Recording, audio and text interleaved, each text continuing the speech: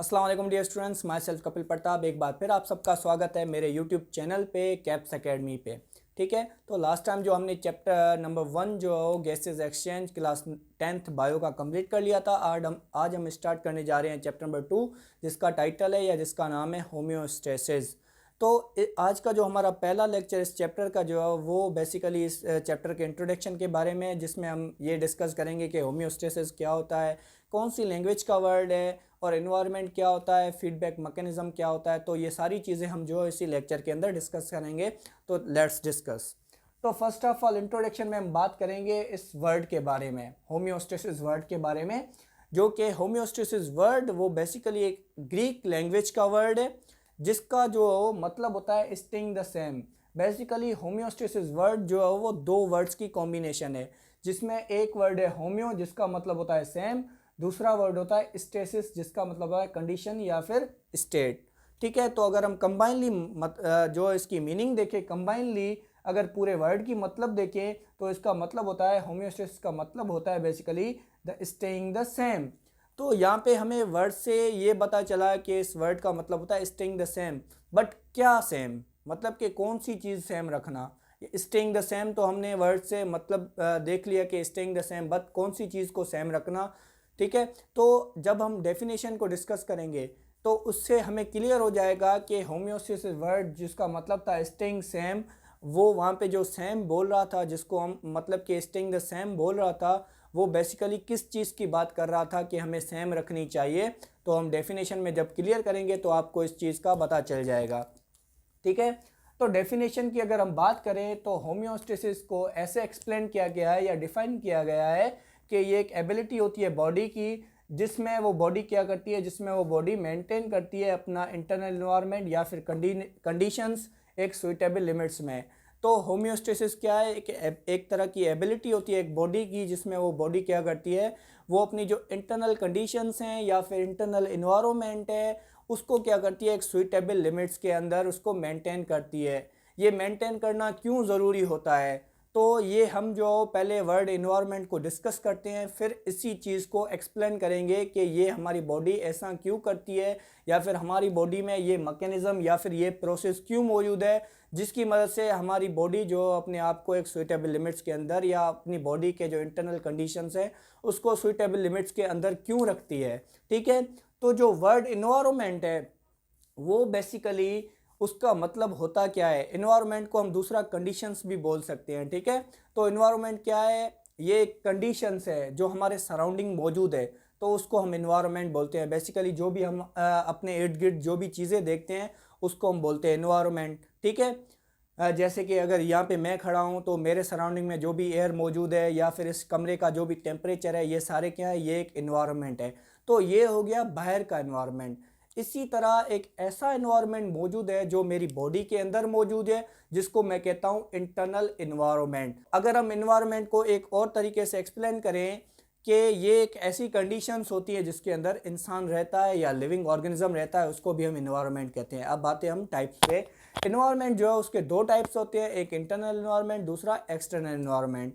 जो internal environment है वो हम किसको कहते हैं, बेसिकली इंटरनल जो इन्वायरमेंट है उसको हम कहते हैं एक ऐसी कंडीशंस जो हमारी बॉडी के अंदर प्रेजेंट हो, उसको हम जो इंटरनल इन्वायरमेंट कहते हैं। जैसे कि फॉर सपोज हमारी बॉडी की जो वाटर की क्वांटिटी, ये हमारी बॉडी का इंटरनल इन्वायरमेंट है। हमारी बॉडी का जो टेम्परेचर है वो भी हमारी बॉडी की जो इंटरनल इन्वायरमेंट है।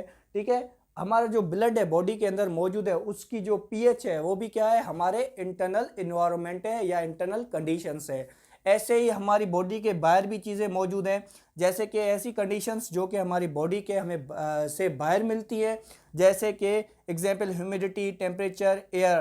तो ये सब क्या है, ये सब जो एक्सटर्नल इन्वायरमेंट है जो हमारी बॉडी के बाहर मौजूद है। और इसी तरह हमारी बॉडी के अंदर भी एक इन्वायरमेंट है जिसको हमने क्या कहा, इंटरनल इन्वायरमेंट। अगर यहाँ पे मैंने एक डायग्राम बनाई है जिसमें मैं आपको एक्सप्लेन करूँगा।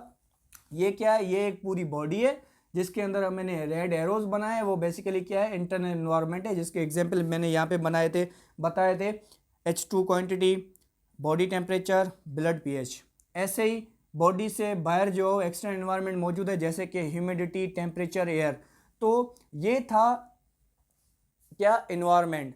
अब यहाँ पे एक लॉजिक है, ये है कि देखो हमारा इंटरनल इन्वायरमेंट हमेशा कांस्टेंट ही रहता है, बट यहाँ पे हमने जब डेफिनेशन की बात की कि होम्योस्टेसिस में डेफिनेशन की बात की कि ये एक एबिलिटी होती है जिसमें हमारी बॉडी का इंटरनल इन्वायरमेंट को मेंटेन रखने की कोशिश करते हैं, ठीक है। पर ऐसा क्यों? ऐसा इसलिए कि जो हमारा जो एक्सटर्नल इन्वायरमेंट है, क्या जो एक्सटर्नल इन्वायरमेंट है वो बार बार चेंज होता रहता है, या फिर जिस इन्वायरमेंट में हम रहते हैं वहाँ का जो बाहर का इन्वायरमेंट जिसको हम एक्सटर्नल इन्वायरमेंट कहते हैं वो हमेशा तब्दील होता रहता है, उसमें कुछ ना कुछ चेंजेस आती रहती हैं। और उन्हीं चेंजेस की वजह से क्या एक्सटर्नल इन्वायरमेंट में क्या आती हैं, चेंजेस आती हैं, ठीक है। और इन्हीं चेंजेस की वजह से असर पड़ता है हमारे इंटरनल इन्वायरमेंट पे, और इसलिए हमारा जो इंटरनल इन्वायरमेंट है वो क्या हो जाता है, चेंज। तो चेंज होने की वजह से क्या होता है, हमारी बॉडी के अंदर जो मेटाबॉलिक एक्टिविटीज़ हो रही होती हैं उन पे जो है वो इफ़ेक्ट पड़ता है। क्यों? क्योंकि जो हमारी मेटाबॉलिक एक्टिविटी है उनको हमेशा जो उनकी एक्टिविटीज़ या हमारे जो मेटाबॉलिक रिएक्शंस है उनको एक जो कांस्टेंट रेट चाहिए होता है या एक कांस्टेंट कंडीशंस चाहिए होती हैं जिसमें वो अपना सही से जो है वो रिएक्शंस परफॉर्म कर सके। तो क्या होता है, जब इंटरनल एनवायरनमेंट चेंज होता है तो उन मेटाबॉलिक रिएक्शंस पे अफेक्ट होता है और उस वजह से हमारी जो मेटाबॉलिक रिएक्शंस हैं वो हो जाते हैं डिस्टर्ब। और इस वजह से हमारी बॉडी के अंदर ये एक एबिलिटी जो अल्लाह ने रखी है जिसकी वजह से हम जो इस इंटरनल इन्वायरमेंट को या कंडीशंस को जो क्या करते हैं, मेंटेन रखते हैं। और इस मेंटेन रखने की वजह से हमारी बॉडी के अंदर जो भी हमारी मेटाबॉलिक रिएक्शंस है वो सही से परफॉर्म हो सके और हमारी बॉडी जो है वो सही से फंक्शन कर सके, ठीक है। जैसे कि एग्जांपल ले लें हम टेम्परेचर का, जैसे बाहर का टेम्परेचर बढ़ता है तो हमारी बॉडी का टेम्परेचर पे भी इफ़ेक्ट आता है। इसके इफ़ेक्ट आने की वजह से क्या होता है, हमारी बॉडी के अंदर एक ऐसे स्ट्रक्चर्स मौजूद है जिसको हम बोलते हैं एंजाइम्स, जिन्हें हमारी बॉडी का जो ऑर्डिनरी टेम्परेचर है जिसको हम 37 डिग्री सेंटीग्रेड बोलते हैं, तो उस टेम्परेचर पे हमारे जो एंजाइम्स है वो अच्छे से अच्छा जो काम करते हैं या अपना एक्शन दिखाते हैं या अपनी मेटाबॉलिक रिएक्शन करते हैं, ठीक है। तो जब क्या होता है, जब इन्वायरमेंट का टेम्परेचर बढ़ता है तो उसका टेम्परेचर का इफेक्ट पड़ता है हमारे बॉडी के टेम्परेचर पे, और इसी वजह से जब हमारे बॉडी का टेम्परेचर ज़्यादा होता है या बढ़ता है तो उसके बढ़ने की वजह से क्या होता है, हमारी एंजाइमिक एक्टिविटीज़ हैं वो डिस्टर्ब हो जाती है। तो इस डिस्टर्बेंस को ख़त्म करने के लिए या इस डिस्टर्बेंस को से बचने के लिए हमारी बॉडी के अंदर ये एबिलिटी मौजूद है जिसको हम होम्योस्टेसिस कहते हैं। और इस होम्योस्टेसिस की मदद से हम क्या करते हैं, हमारी जो बॉडी टेम्परेचर है इसको मेंटेन रखते हैं।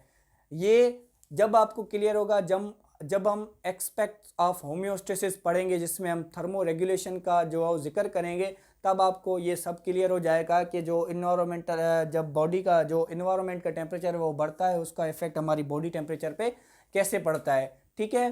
तो ये था हमारा आज का लेक्चर, और हमारा जो दूसरा लेक्चर होगा उसमें हम जो फीडबैक मैकेनिज्म और एक्सपेक्ट ऑफ होम्योस्टेसिस डिस्कस करेंगे।